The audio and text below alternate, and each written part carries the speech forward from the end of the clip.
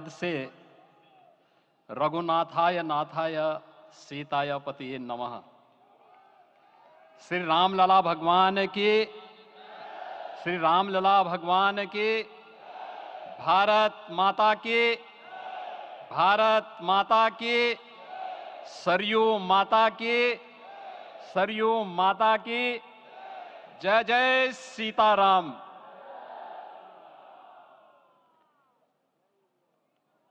रामोत्सव के आज के इस कार्यक्रम के मुख्य अतिथि दुनिया के सबसे लोकप्रिय राजनेता, भारत के माननीय प्रधानमंत्री आदरणीय श्री नरेंद्र मोदी जी, राष्ट्रीय स्वयंसेवक संघ के माननीय सरसंघ चालक श्रद्धेय डॉक्टर मोहन भागवत जी, प्रदेश की माननीय राज्यपाल श्रीमती आनंदीबेन पटेल जी, श्री राम जन्मभूमि तीर्थ क्षेत्र न्यास के अध्यक्ष पूज्य महंत नृत्य गोपाल दास जी, श्री राम जन्मभूमि तीर्थ क्षेत्र न्यास के कोषाध्यक्ष पूज्य स्वामी गोविंद देव गिरि जी,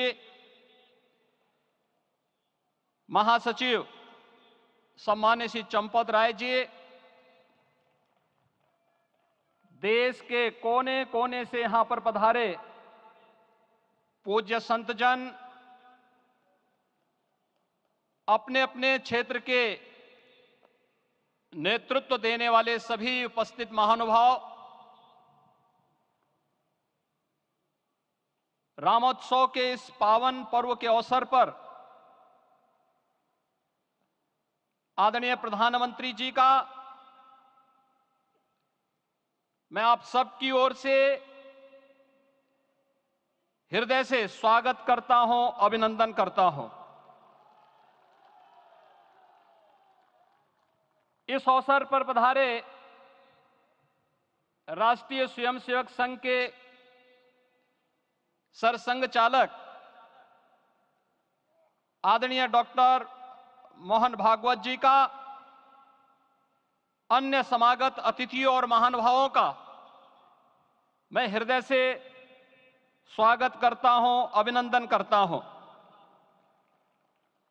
प्रभु रामलला के भव्य दिव्य और नव्य धाम में विराजने की आप सभी को कोटि कोटि बधाई। 500 वर्षों के लंबे अंतराल के उपरांत आज के इस चिर प्रतीक्षित मौके पर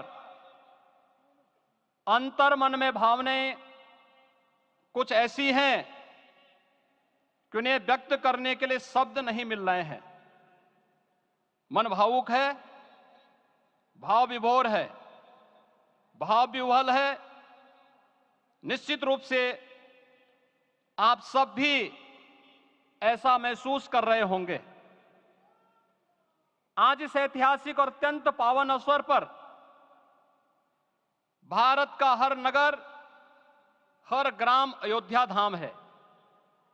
हर मार्ग श्री राम जन्मभूमि की ओर आ रहा है। हर मन में राम नाम है। हर आंख हर्ष और संतोष के आंसू से भीगा है। हर जीवा राम राम जप रही है। रोम रोम में राम रमे हैं। पूरा राष्ट्र राममय है। ऐसा लगता है हम त्रेता युग में आ गए हैं। आज रघुनंदन राघव रामलला हमारे हृदय के भावों से भरे संकल्प स्वरूप सिंहासन पर विराज रहे हैं। आज हर राम भक्त के हृदय में प्रसन्नता है, गर्व है और संतोष के भाव हैं। आखिर भारत को इसी दिन की तो प्रतीक्षा थी भाव विभोर कर देने वाली इस दिन की प्रतीक्षा में लगभग 5 शताब्दी व्यतीत हो गई। दर्जनों पीढ़ियां अधूरी कामना लिए इस धराधाम से साकेत धाम में लीन हो गई, किंतु प्रतीक्षा और संघर्ष का क्रम सतत जारी रहा। श्री राम जन्मभूमि संभवतः विश्व में पहला ऐसा अनूठा प्रकरण होगा जिसमें किसी राष्ट्र के बहुसंख्यक समाज ने अपने ही देश में अपने आराध्य की जन्मस्थली पर मंदिर निर्माण के लिए इतने वर्षों तक और इतने स्तरों पर लड़ाई लड़ी हो। संतों, सन्यासियों, पुजारियों, नागाओं, निहंगों, बुद्धिजीवियों, राजनेताओं, जनजातियों सहित समाज के हर वर्ग ने जाति पाति, विचार दर्शन, उपासना पद्धति से ऊपर उठ करके राम काज के लिए स्वयं को उत्सर्ग किया। अंततः वह शुभ अवसर आ ही गया जब कोटि कोटि आस्थावानों के त्याग और तप को पूर्णता प्राप्त हो रही है। आज आत्मा प्रफुल्लित है इस बात से कि मंदिर वही बना है जहां बनाने का संकल्प लिया था।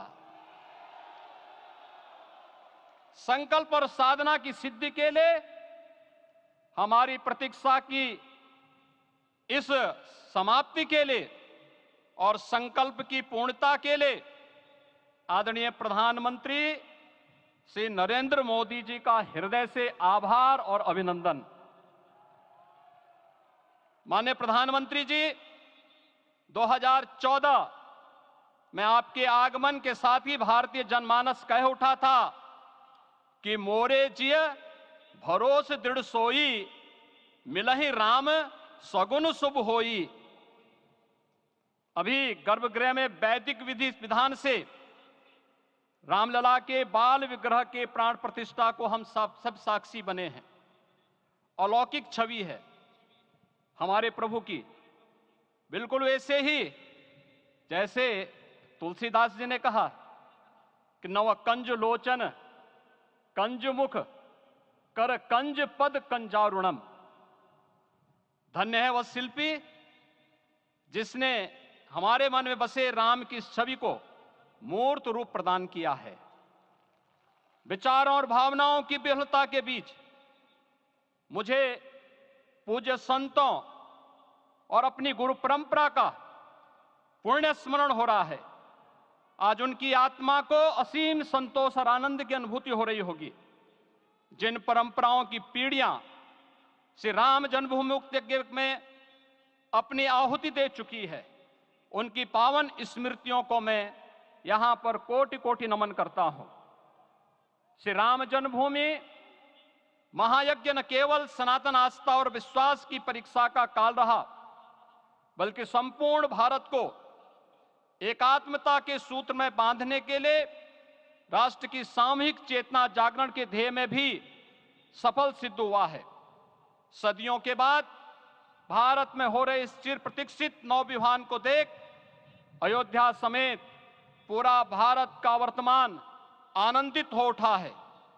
भाग्यवान है हमारी पीढ़ी जो इस राम काज के साक्षी बन रहे हैं, और उससे भी बड़भागी हैं वो जिन्होंने सर्वस्व इस राम काज के लिए समर्पित किया है और करते चले जा रहे हैं।